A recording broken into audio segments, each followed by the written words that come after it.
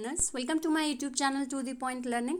मैं आज आपके साथ क्लास 12 बिजनेस स्टडी में चैप्टर 9 जो कि है फाइनेंशियल मैनेजमेंट, उसके रिलेटेड थ्योरी क्वेश्चंस डिस्कस करने जा रही हूँ। ऑलरेडी चैप्टर 1 से लेकर चैप्टर 8 तक के थ्योरी क्वेश्चंस मैंने डिस्कस किए हैं। अगर आपने वो वीडियो नहीं देखा है तो इसी वीडियो के डिस्क्रिप्शन बॉक्स में उनके लिंक हैं, आप पर्टिकुलर वीडियो देख सकते हैं वहाँ से। इसी के साथ साथ मैंने शॉर्ट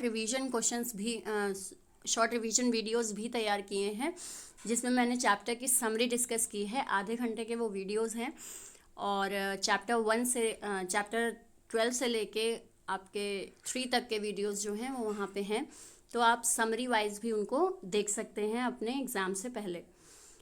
इसमें हम स्टार्ट करेंगे थ्योरी क्वेश्चंस। ये जो वीडियोस होते हैं इसमें मैं क्वेश्चंस ही डिस्कस करती हूँ और वो टॉपिक्स उठाती हूँ जिसमें से थ्योरी मेनली आने के चांसेस होते हैं। Without wasting any time start करते हैं क्वेश्चन नंबर 6 से।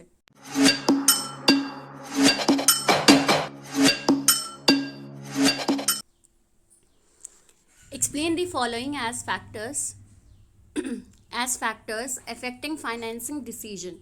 यानी फाइनेंसिंग डिसीजन को अफेक्ट करने वाले जो फैक्टर्स हैं, ये जो फैक्टर्स आपको दे रखे हैं इन्हें आपको एक्सप्लेन करना है। जिसमें है पहला cash flow position of the business, level of fixed operating cost, control consideration और साथ ही साथ स्टेट ऑफ कैपिटल मार्केट। अब इसमें ध्यान दीजिए, आपके अगर इन टॉपिक्स से थ्योरी क्वेश्चंस आएंगे तो ऐसा नहीं है कि थ्योरी में लिख दिया जाएगा एनी 6 फैक्टर्स बता दीजिए या एनी 4 फैक्टर्स बता दीजिए जो फाइनेंसिंग डिसीजन को अफेक्ट करते हो। नहीं, आप जो हैं वो आपको पॉइंट्स दे दिए होते हैं, आपको उन्हीं पॉइंट्स को एक्सप्लेन करना होता है। तो फाइनेंसिंग डिसीजन कैश फ्लो को किस तरीके से अफेक्ट करती है, फिक्स्ड ऑपरेटिंग कॉस्ट कैसे अफेक्ट करती है, ये सारे पॉइंट्स आपको बताने होंगे जो कि आपके फाइनेंसिंग डिसीजन में ये पॉइंट्स हैं। आप वहाँ से इनको ज़रूर देख लीजिएगा।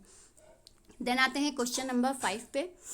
Explain any 6 factors affecting the decision that determines the amount of profit earn to be distributed and to be retained in the business. यानी 6 फैक्टर्स आपको बताने हैं जिसमें ये डिसीजन लिया जाता है कि कितना अमाउंट हम प्रॉफिट अर्नड जो हमने किया है उसको डिस्ट्रीब्यूट कर दें और कितना हम रिटेन्ड अर्निंग में रख लें। ये जो डिसीजन होता है इसको अफेक्ट करने वाले कौन से फैक्टर्स हैं। तो पहले आपको यही पता होना चाहिए कि यहाँ पे डिसीजन कौन सा लिया जा रहा है। तो यहाँ पे जो आपका डिसीजन है वो है डिविडेंड डिसीजन लिया जा रहा है। क्यों? क्योंकि प्रॉफिट अर्न होकर कितना डिस्ट्रीब्यूट करें, डिस्ट्रीब्यूट कहाँ करना होता है, डिविडेंड देना होता है, और कितना रिटेन्ड अर्निंग रख लें। जब ये हम डिसाइड करते हैं, डिसीजन लेते हैं, तो वो डिसीजन आपका डिविडेंड डिसीजन कहलाता है। और कोई भी 6 फैक्टर आपको बता देने हैं जो कि डिविडेंड डिसीजन को अफेक्ट करते हो। नेक्स्ट है question number 4। Determining the relative proportion of various types of funds depend upon various factors. Explain any 6 such factors. यानी कि आपको प्रपोर्शन, रिलेटिव प्रपोर्शन बताना है अलग अलग टाइप ऑफ फंड्स का, और उसको अफेक्ट कौन से फैक्टर्स करेंगे उसमें से आपको कोई भी 6 फैक्टर्स बताने हैं। अब इसमें पहले यही पता होना चाहिए कि किस चीज़ का प्रपोर्शन डिटरमाइन करने की बात की जा रही है।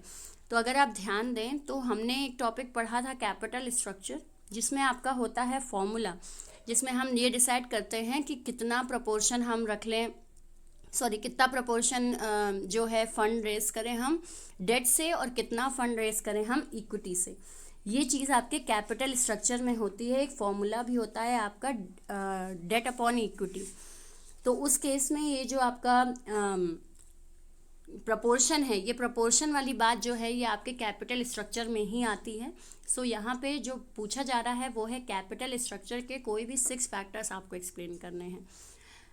बहुत ज़्यादा माइन्यूटली क्वेश्चन को पढ़िएगा जब वो फाइनेंशियल मैनेजमेंट से है, क्योंकि क्वेश्चन कई बार ऐसा होता है कि एक तो या तो फैक्टर्स दे दिए हैं उन्होंने और वो आपको एक्सप्लेन करने हैं, या तो डिसीजन जो है उसकी डेफिनेशन वगैरह दे दी है, आपको पहले डिसीजन को फाइंड आउट करना है और उसके बाद उसके फैक्टर्स बताने हैं।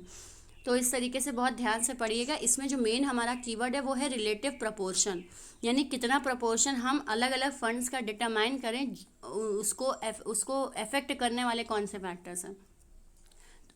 तो प्रपोर्शन जनरली आपका डेट अपॉन इक्विटी ही होता है।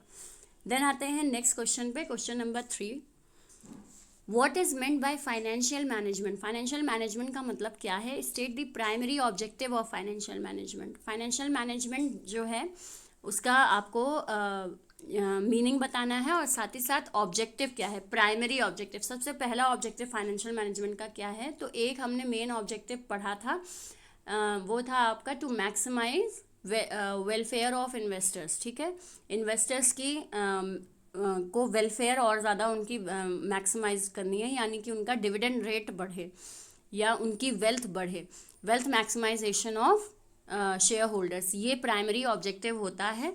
तो इसके बारे में ही आपको एक्सप्लेन करना है, आपकी बुक्स में चैप्टर के स्टार्टिंग में ही दे रखा है फाइनेंशियल मैनेजमेंट के ऑब्जेक्टिव में। नेक्स्ट आते हैं question number 2, state how the following factors affect the working capital requirement of a company. ये फैक्टर्स कैसे एक कंपनी के वर्किंग कैपिटल को अफेक्ट करते हैं, जिसमें सीजनल फैक्टर, प्रोडक्शन साइकिल और ऑपरेटिंग एफिशिएंसी।